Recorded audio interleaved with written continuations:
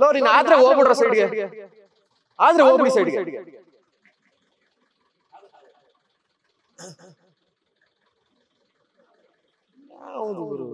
ನೀವು ಮತ್ತೆ ಐಶ್ವರ್ಯ ಮದ್ವೆ ಆಗ್ತೀರಾ ಅನ್ನುವಂಥದ್ದು, ಲಿವಿಂಗ್ ಟುಗೆದರ್ ಅಲ್ಲಿ ಇದ್ದೀರಾ ಅನ್ನುವಂಥ, ಲಿವಿಂಗ್ ಟುಗೆದರ್ ಅಲ್ಲ ಲಿವಿಂಗ್ ಅಲ್ಲಿ ಇದ್ದೀರಾ ಅನ್ನುವಂಥದ್ದು.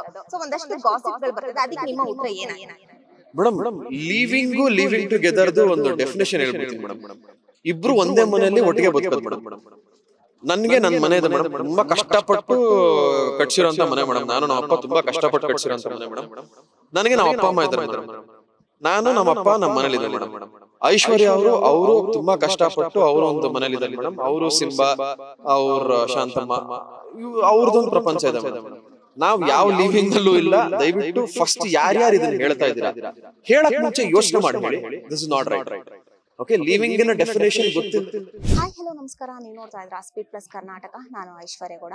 ಎಸ್, ಇದೇ ಅಕ್ಟೋಬರ್ 6ನೇ ತಾರೀಕು ಶ್ರೀ ಗಂಧದ ಗುಡಿ ಅನ್ನುವಂತಹ ಸೀರಿಯಲ್ ಇದೇ ರಾತ್ರಿ 8 ಗಂಟೆಗೆ ಬರ್ತಾ ಇರುವಂತದ್ದು. ಇದರಲ್ಲಿ ನಾಯಕ ನಟನಾಗಿ ಮಾಡಿರುವಂತಹ ಶಿಶಿರ್ ಶಾಸ್ತ್ರಿ ಅವರಿದ್ದಾರೆ. ಅವರ ರಿಯಲ್ ನೇಮ್ ಏನು, ಈ ಸೀರಿಯಲ್ ನ ಪಾತ್ರದಲ್ಲಿ ಯಾವ ರೀತಿ ಕಾಣಿಸ್ಕೊತಾ ಇದ್ದಾರೆ ಅವ್ರನ್ನೇ ಕೇಳ್ತಾ ಹೋಗೋಣ. ಸರ್, ನಿಮ್ಮ ಪಾತ್ರ ಮೊದಲನೇದಾಗಿ ಹೇಳೋದಾದ್ರೆ?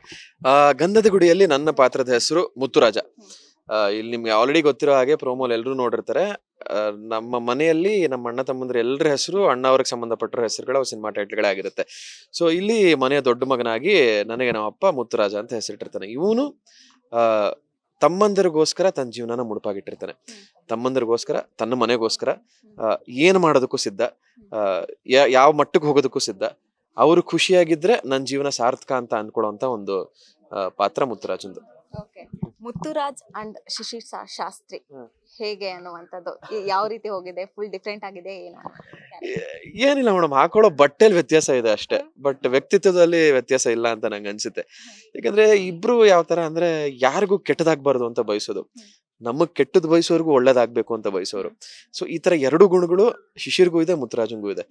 ಸೊ ಒಂದು ವ್ಯತ್ಯಾಸ ಏನಪ್ಪಾ ಅಂದ್ರೆ ಶಿಶಿರ್ಗೆ ಅಣ್ಣ ತಮ್ಮಂದಿರ ಬಾಂಧವ್ಯ ಹೇಗಿರುತ್ತೆ ಅನ್ನೋ ಅನುಭವ ಇಲ್ಲ, ಬಟ್ ಮುತ್ತುರಾಜಂಗ್ ಅದೊಂದಿದೆ.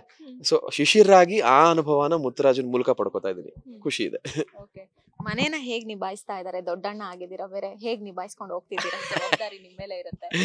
ಜವಾಬ್ದಾರಿ ತುಂಬಾ ದೊಡ್ಡ ಜವಾಬ್ದಾರಿ. ಯಾಕಂದ್ರೆ ಎದೆ ಮಟ್ಟಕ್ಕೆ ಬೆಳೆದ್ ನಿಂತಿರೋ ತಮ್ಮಂದಿರು, ಒಬ್ಬೊಬ್ರು ಒಂದೊಂದ್ ಕ್ಯಾರೆಕ್ಟರ್, ಒಬ್ರು ನೀಡಿದ್ರೆ ಇನ್ನೊಬ್ರು ಓಡಾಕ್ತಾರೆ. ಸೊ ಈ ತರ ಒಂದು ಮನೆ ಇರ್ಬೇಕಾದ್ರೆ ಲಿಟ್ರಲಿ ತಾಯಿ ಹೇಗೆ ತನ್ನ ಮಕ್ಕಳನ್ನ ತುಂಬಾ ಜಾಗರೂಕವಾಗಿ ನೋಡ್ಕೋತಾಳೋ ಆ ರೀತಿ ನೋಡ್ಕೊಳ್ಳೋ ಅಂತ ಒಂದು ಸಿಚುವೇಶನ್ ನನಗೆ. ಅದೇ ನಿಟ್ಟಿನಲ್ಲಿ ನಿಭಾಯಿಸ್ಕೊಂಡು ಹೋಗ್ತಾ ಇದ್ದೀನಿ. ಬೇಜವಾಬ್ದಾರಿ ತಂದೆ, ಏನ್ ಹೇಳಿದ್ರು ಪ್ರಯೋಜನ ಇಲ್ಲ.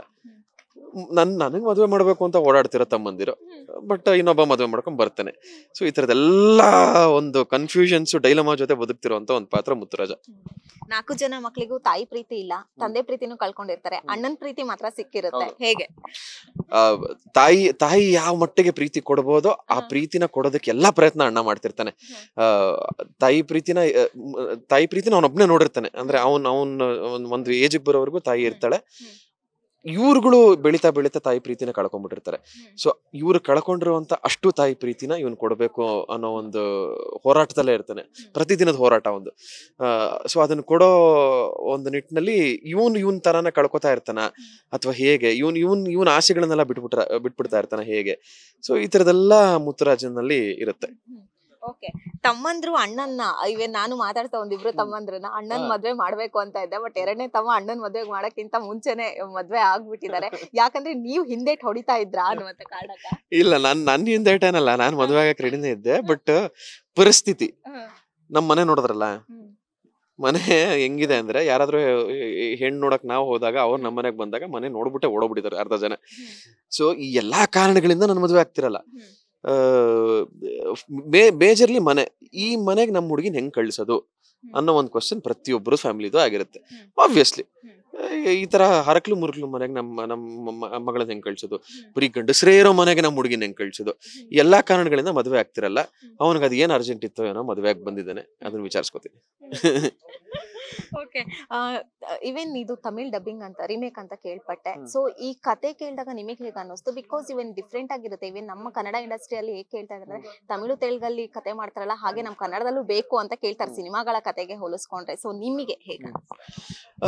ಮೇಡಮ್ ಇದು ಸಿನಿಮಾ ರೀಮೇಕ್ ನ ಅಚ್ಚುಕಟ್ಟಾಗಿ ಮಾಡ್ಬಿಡ್ಬೋದು ಮೇಡಮ್. ನೀವು ಸೀನ್ ಟು ಸೀನ್ ಬೇಕಾದ್ರೂ ರೀಮೇಕ್ ಮಾಡ್ಬೋದು ಸಿನಿಮಾಲಿ. ಈವನ್ ಡೈಲಾಗ್ ಟು ಡೈಲಾಗ್ ಕೂಡ ರೀಮೇಕ್ ಮಾಡ್ಬೋದು. ಬಟ್ ಸೀರಿಯಲ್ ಅಲ್ಲಿ ನೀವು ರೀಮೇಕ್ ನ ಪರಿಪೂರ್ಣವಾಗಿ ರೀಮೇಕ್ ಮಾಡಕ್ಕಾಗಲ್ಲ. ತಮಿಳಿನ ಆ ಒಂದು ಸೀರಿಯಲ್ ನ ಲೈನ್ ಇಟ್ಕೊಂಡಿದೀವಿ ಮೇಡಮ್. ಆ ಒಂದು ಸ್ಕೆಲಿಟನ್ ಇಟ್ಕೊಂಡಿದೀವಿ. ಆ ಸ್ಕೆಲಿಟನ್ ನ ನಮ್ಮ ನೇಟಿವಿಟಿಗೆ ತಕ್ಕ ಹಾಗೆ, ನಮ್ಮ ಕನ್ನಡ ಸಂಸ್ಕೃತಿಗೆ ತಕ್ಕ ಹಾಗೆ ಬದಲಾಯಿಸ್ಕೊಂಡಿದೀವಿ. ಸೊ ಲೈನ್ ಅಲ್ಲಾದ್ರೆ ಭಾವನೆ ನಮ್ದು. ಸೊ ಇಲ್ಲಿನ ಭಾವನೆನ ತುಂಬಿ ಮಾಡ್ತಿರೋಂಥದ್ದು. ನನಗೆ ಫಸ್ಟ್ ಕರೆದಾಗ ಆ ಸೀರಿಯಲ್ ನ ನೋಡಿ ಅಂದ್ರು.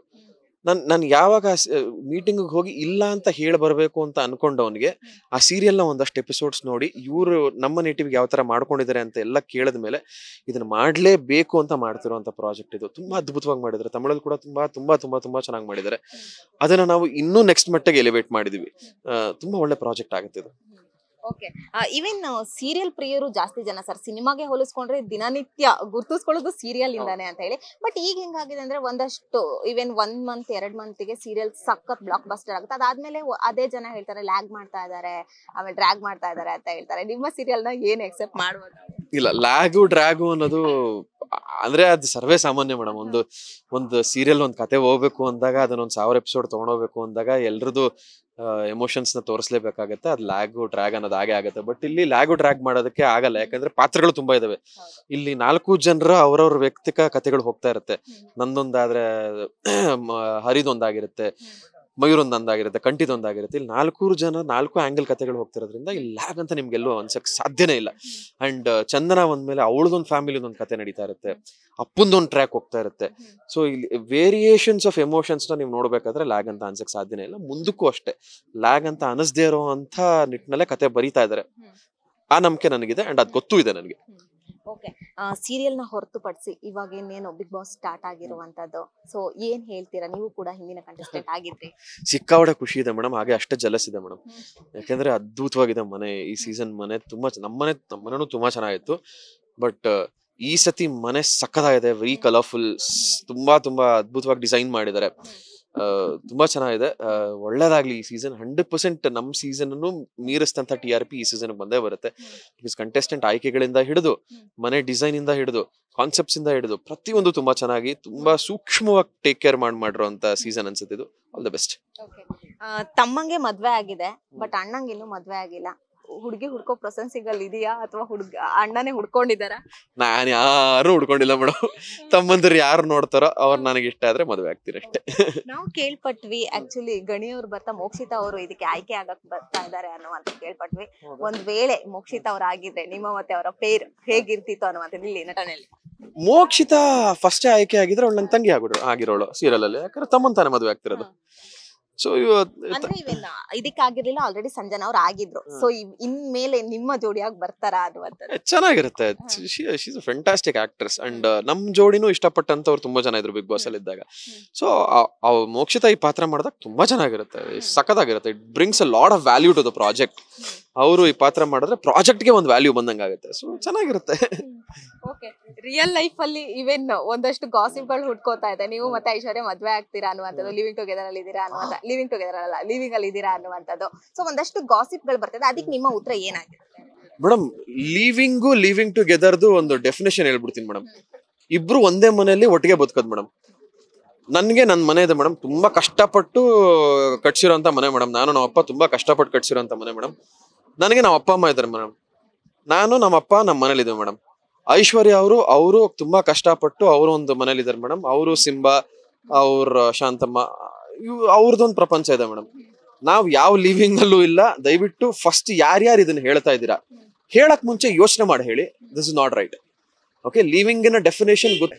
ಸೊ ಲಿವಿಂಗ್ ಟುಗೆದರ್ ಇದೆಲ್ಲ ಡೆಫಿನೇಷನ್ ಗೊತ್ತಿಲ್ಲ. ದಯವಿಟ್ಟು ಯಾರು ಮಾತಾಡ್ಬಿಡಿ. ಆ ತರದ್ದೇನು ಅಲ್ಲ. ನಾನ್ ನನ್ನ ಮನೇಲಿ ಖುಷಿಯಾಗಿದ್ದೀನಿ, ಅವ್ರ ಮನೇಲಿ ಖುಷಿಯಾಗಿದ್ದಾರೆ, ತುಂಬಾ ಚೆನ್ನಾಗಿದ್ದಾರೆ ಅಷ್ಟೇ. ಮುಂದೆ ಏನಾದ್ರು ಜಂಟಿ ಆಗುವಂತಹದ್ದೇನಾದ್ರೂ ಇದೆಯಾ? ಅಂದ್ರೆ ಆ ತರದ ಯೋಚನೆಗಳು ಸದ್ಯಕ್ಕಿಲ್ಲ ಮೇಡಮ್. ಆ ತರ ಕ್ಲಾರಿಟಿಗಳು ಯಾವ್ದು ಬಂದಿಲ್ಲ ನನಗಿನ್ನ.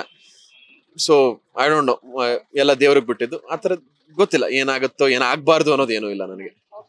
ಅಭಿಮಾನಿಗಳು ನಿಮಗೆ ಅಂತಾನೆ, ನಿಮಗೆ ಮತ್ತೆ ಐಶ್ವರ್ಯ ಅಂತನಿಗೆ ಅಭಿಮಾನಿಗಳು ತುಂಬಾ ಜನ ಇಷ್ಟಪಟ್ಟಿದ್ದಾರೆ. ನೀವಿಬ್ರೆ ಮದ್ವೆ ಆಗ್ಬೇಕು ಅನ್ನುವಂಥದ್ದು ಕೂಡ ತುಂಬಾ ಜನ ಆಸೆ ಪಡ್ತಾ ಇರೋಂಥದ್ದು. ಎಲ್ಲೋ ಒಂದ್ ಕಡೆ ಖುಷಿ ಸುದ್ದಿ ಕೊಡ್ತಾರಾ ಅದು ಅಂತ? ಅಂದ್ರೆ ಏನ್ ಗೊತ್ತಾ ಮೇಡಮ್, ಯಾವ್ದು ಕ್ಲಾರಿಟಿ ಇಲ್ದೆ ನಾವೇನು ಮಾತಾಡಿದ್ರೆ ತಪ್ಪಾಗ್ಬಿಡುತ್ತೆ ಮೇಡಮ್. ಈಗ ಅಭಿಮಾನಿಗಳಿಗೆ ಖುಷಿ ಪಡಿಸೋ ನಿಟ್ಟಿನಲ್ಲಿ ಒಂದಷ್ಟು ಕೆಲಸಗಳು ಮಾಡ್ತಾ ಇದೀವಿ.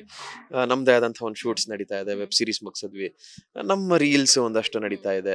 ಸೊ ಈ ತರದೆಲ್ಲ ಅಭಿಮಾನಿಗಳು ಏನೇನ್ ಬೇಕೋ ಅದನ್ನ ಕೊಡ್ತಾ ಇದೀವಿ. ಅದನ್ನ ಬಿಟ್ಟು ಪರ್ಸನಲ್ ಲೈಫ್ ವಿಚಾರದಲ್ಲಿ ನಂಗೇನೋ ಗೊತ್ತಿಲ್ಲ. ಓನ್ಲಿ ಗಂಧದ ಗುಡಿ. ಕೊನೆಯದಾಗಿ 6ನೇ ತಾರೀಕು ಬರ್ತಾ ಇದೆ ಗಂಧದ ಗುಡಿ. ಏನ್ ಹೇಳ್ತೀರಾ ವೀಕ್ಷಕರಿಗೆ? ಯಾಕೆ ಸೀರಿಯಲ್, ನಿಮ್ಮ ಸೀರಿಯಲ್ ನೋಡ್ಬೇಕು ಅಂತ? ತುಂಬಾ ವಿಶೇಷವಾದಂತಹ ಒಂದು ಕತೆ ಇದು. ನಾವ್ ಎಲ್ಲದನ್ನು ಡಿಫ್ರೆಂಟ್, ವಿಭಿನ್ನ ಅಂತ ಹೇಳ್ತಾ ಇರ್ತೀವಿ, ಬಟ್ ಆಕ್ಚುಲಿ ವಿಭಿನ್ನವಾಗಿರುವಂತ ಒಂದು ಸ್ಟೋರಿ ಲೈನ್ ಇದು. ಎಮೋಷನ್ಸ್ ಟು ದ ಪೀಕ್ ಇರುತ್ತೆ ಸೀರಿಯಲ್ ಅಲ್ಲಿ. ನಾನು ಯಾವಾಗ್ಲೂ ಹೇಳೋ ಹಾಗೆ, ಎಮೋಷನ್ಸ್ ಯಾವತ್ತು ಇಲ್ಲಿ ಕನೆಕ್ಟ್ ಆದ್ರೆ ಮಾತ್ರ ಒಂದು ಸೀರಿಯಲ್ ನ ತುಂಬಾ ವರ್ಷಗಳು ಜನ ನೋಡೋದಕ್ ಸಾಧ್ಯ. ಸೊ ಇಲ್ಲಿ ಕನೆಕ್ಟ್ ಆಗುವಂತ ಪ್ರತಿಯೊಂದು ಅಂಶ ನಮ್ಮ ಸೀರಿಯಲ್ ಅಲ್ಲಿದೆ. ಸೊ ಹಾಗಾಗಿ ಹೆಸರಿಗೆ ತಕ್ಕಂಗೆ ತುಂಬಾ ಚಂದವಾಗಿ, ಅಂದವಾಗಿ, ಗಂಧದ ಪರಿಮಳ ಸೂಸುವಂತ ಒಂದು ಗಂಧದ ಗುಡಿ ಇದಾಗತ್ತೆ. ದಯವಿಟ್ಟು ಪ್ರತಿಯೊಬ್ರು ನನ್ನ ಎಲ್ಲಾ ಪ್ರಾಜೆಕ್ಟ್ಸ್ಗೂ ಹೇಗೆ ಸಪೋರ್ಟ್ ಮಾಡ್ತಿದ್ರು ಹಾಗೆ ಸಪೋರ್ಟ್ ಮಾಡಿ. ಅಕ್ಟೋಬರ್ 6ನೇ ತಾರೀಕಿಂದ ರಾತ್ರಿ 8 ಗಂಟೆಗೆ ಎಲ್ಲರೂ ನೋಡಿ ಅಂತ ಕೇಳ್ಕೊತೀನಿ. Thank you so much. ಒಳ್ಳೇದಾಗ್ಲಿ. Thank you. ಎಸ್, ಇದಿಷ್ಟು ಶಿಶಿರ್ ಅಲಿಯಾಸ್ ಮುತ್ತುರಾಜ್ ಅವರ ಮಾತಾಗಿತ್ತು. ಕ್ಯಾಮ್ರಾ ಪರ್ಸನ್ ಮಹೇಶ್ ಜೊತೆ ಐಶ್ವರ್ಯ ಗೌಡ, ಸ್ಪೀಡ್ ಪ್ರೆಸ್ ಕರ್ನಾಟಕ, ಬೆಂಗಳೂರು.